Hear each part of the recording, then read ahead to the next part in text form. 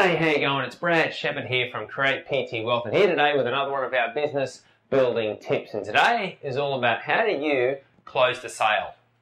So when you're sitting down in front of your future prospective client, how do you come to that point in the conversation where you actually close the sale, and what do you do at that particular point in time?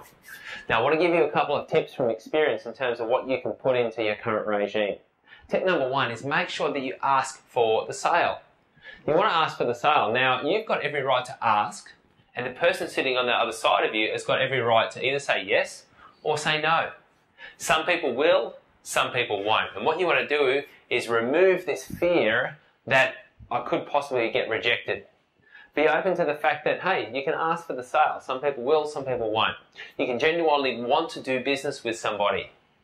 So you want to remove this idea in your head about needing a client. You know, you don't want to need a client. When you need a client, you can appear desperate. So tip number two is what I'd say during that process. If someone is showing signs of commitment, then what I would say is get out your direct debit forms right there and then. So it's a very powerful way to be able to close that sale, because what's happened is you've both taken the time to be there. And you can say this, look, we've both taken the time out of our busy schedule to be here today. And this is all about you taking the right steps in the direction of improving your health and well-being. You've mentioned that you want to lose this 10 kilos, and we're here today to make that, to commence that. So let's get this process started, and you pull out the paperwork right there and then. What that means is that person is making a solid commitment down on paper. They're taking that first step.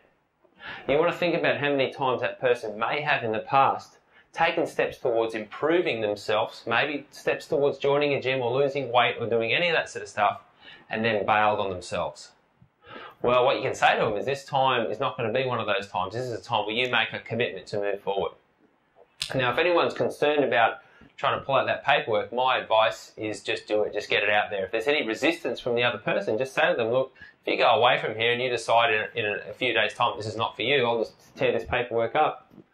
Paperwork's not valid until they actually start getting training anyway, but it removes that whole thing of trying to chase people up for the paperwork further down the track.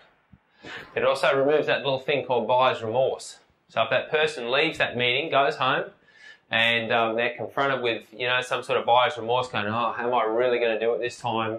Am I really going to commit to this? Is this the right thing for me? Well, there's a chance that they might not turn up again. So my advice to you is to get that process started, and what that means is those people will become more committed from day one. Look forward to seeing you soon. Bye-bye.